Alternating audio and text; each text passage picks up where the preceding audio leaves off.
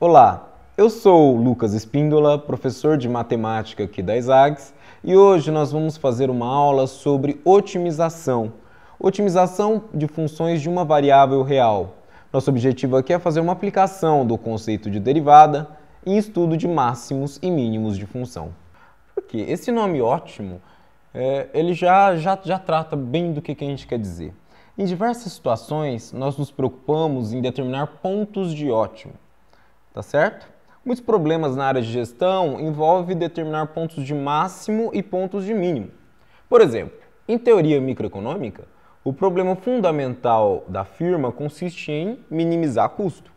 Então, o problema da firma consiste, por um lado, minimizar custo e maximizar lucro, né? Por outro lado, o problema fundamental do consumidor, dentro da teoria microeconômica, consiste em maximizar a utilidade da cesta de bens que ele consome. Ele sempre vai procurar aquela cesta de bens que mais traz a ele de valor e utilidade. Então, já vemos aí algumas razões interessantes para por que nós temos que preocupar com ponto de máximo e ponto de mínimo, né? Ok? A determinação do nível ótimo de uma função envolve a aplicação do conceito de derivada de uma função. Essa parte é uma importante aplicação de derivação, tá certo? E nós estamos interessados em determinar os pontos onde a primeira derivada se anula. Esses são os pontos que nós chamamos de pontos críticos da função, tá certo? Então, a gente já entendeu mais ou menos o conceito. Vamos colocar isso matematicamente. O que isso significa em termos matemáticos? Bom, graficamente nós podemos ver aí esse desenho, né? Você pode ver esse desenho de uma função que desce, sobe, como se a gente estivesse em cima de uma montanha russa. Imagina que você está dentro de um carrinho numa montanha russa e você está passeando por essa curva vermelha. Então tem pontos que você está lá embaixo e tem pontos que você está lá em cima, tá certo? Ok? Esses pontos, eles têm característica, olha só, que no caso, bem nesse ponto, a reta tangente é horizontal. A reta tangente está na horizontal. Esse que é um traço característico dos pontos críticos. Nos pontos críticos, a reta tangente está na horizontal. Você pode ver esse vetorzinho meio apontando aí, né, que ele tem inclinação nula, ou seja, derivada nula nesse ponto. É estes pontos que nós estamos procurando. Então, intuitivamente, de forma ilustrada, a gente já pode ter claro, mais ou menos, o que a gente está querendo. Nós queremos instrumentos que nos possibilitem determinar estes pontos, tá certo? Bom, então o que vem a ser ponto crítico? Um ponto x, ele é chamado ponto crítico da função, se f é diferenciável no intervalo aberto que contém o ponto e a derivada nesse ponto é nula. É isso que caracteriza esses três pontos aí ilustrados nesse gráfico, tá certo? Em que a reta tangente está na horizontal. Nesses três pontos, a primeira derivada é nula. Então, determinar ponto crítico, né, envolve aí um problema de derivada nula. Então, eu estou dizendo que f está definida, f é diferenciável ao redor do ponto, e nesse ponto, exatamente, a primeira derivada ser nula. Bom, com isso, nós podemos enunciar uma proposição. Uma proposição é um fato matemático, um fato demonstrado. E nós temos aí a seguinte proposição. Se x é ponto de máximo local ou de mínimo local da função, então x é ponto crítico. Bom, o que quer dizer ser máximo local ou mínimo local? Numa vizinhança, pertinho dele, ou ele é o maiorzão, ou ele é o menor, assim. Tá certo? Ele é o ponto que a função assume menor valor ou maior valor dentro de uma vizinhança, no arredor dele, dentro do intervalo que contém esse ponto. Bom, nesse caso, então, eu sei o quê? Que se o ponto é de máximo ou o ponto é de mínimo, a derivada nele é nula. Bom, então, para determinar um ponto que é máximo ou mínimo, condição primordial é que a primeira derivada seja nula. Por isso que nós costumamos falar, calcula a derivada e depois iguala a zero. Tá certo? Com isso, nós temos uma maneira que nós vamos chamar de condição de primeira ordem, que é procurar exatamente resolver a equação f' de x igual a zero. Ok? Mas resolver essa equação não é suficiente. Quem vai dizer para mim se o ponto é de máximo ou de mínimo local? é a tal da derivada segunda. Mais ainda, a derivada segunda vai dizer se o ponto não é nem máximo nem mínimo, porque aquela condição é necessária. Se é máximo ou mínimo, eu sei que a derivada é nula. Mas se a derivada é nula, não necessariamente o ponto é máximo ou mínimo.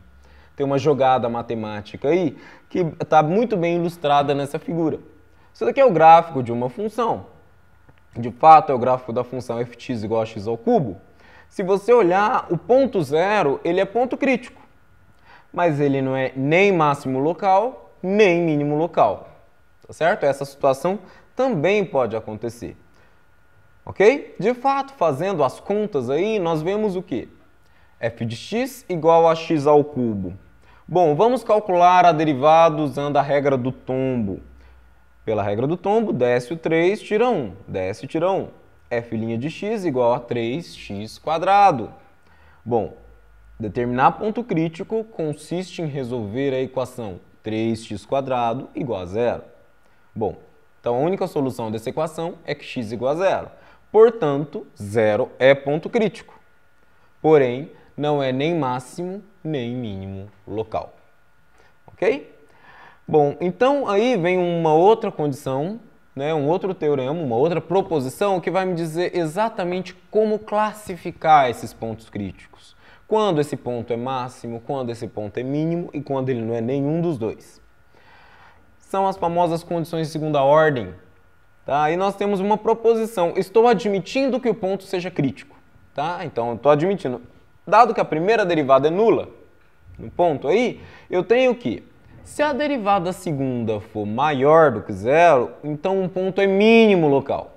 Se a derivada segunda for menor do que zero, então o ponto é máximo local. E se a derivada segunda for igual a zero, então não é nem máximo nem mínimo. Nesse caso, a gente tem um nome especial, nós chamamos esse ponto de ponto de Sella, quando ele é um ponto crítico em que a segunda derivada também se anula. Ok? Então essas são as condições de segunda ordem. Calculou a primeira derivada, a segunda derivada deu positivo, mínimo. Calculou a primeira derivada, deu igual a zero, a segunda derivada deu negativo, máximo. Primeira derivada deu zero, a segunda derivada também deu zero, nem máximo nem mínimo. Bom, vamos resolver esse exercício da prova P2 do primeiro semestre de 2013. Essa prova nacional que todo mundo aqui da ESAGS faz. Para decidir sobre a quantidade de linhas de ônibus que devem operar em certo bairro da cidade, a prefeitura estimou uma função S de x igual a menos 1/3 de x ao cubo, mais 5x² mais 75x menos 125, sendo x a quantidade de linhas implantadas e S de x um índice de satisfação da população, em uma escala de 0 a 1000 pontos. Para garantir os melhores níveis do índice de satisfação, a quantidade de linhas a ser implementada nesse bairro deve ser igual a 5, 15, 10, 20 ou 25. Bom, à luz dessa teoria que a gente acabou de falar, vamos tentar resolver. Então, o que nós vamos fazer? Convém derivar a função. Bom, eu sei que S de x igual a menos 1/3 de x ao cubo, mais 5x² mais 75x menos 125. Usando a regra do tombo para a derivação, desce, tira 1, né? Nós temos que essa linha de x é igual a menos x² mais 10x mais 75. E o 125, derivada de constante, é nula. Ele não entra aqui. Constante sozinha, derivada nula. Bom, eu tenho a primeira derivada, o que nós fazemos? Resolvemos a equação. Menos x² mais 10x mais 75 igual a 0. Bom, essa é uma típica equação do segundo grau, aquela que a gente resolve desde o ensino fundamental. A gente tem o método do Bhaskara para resolver, ou o método da soma e produto.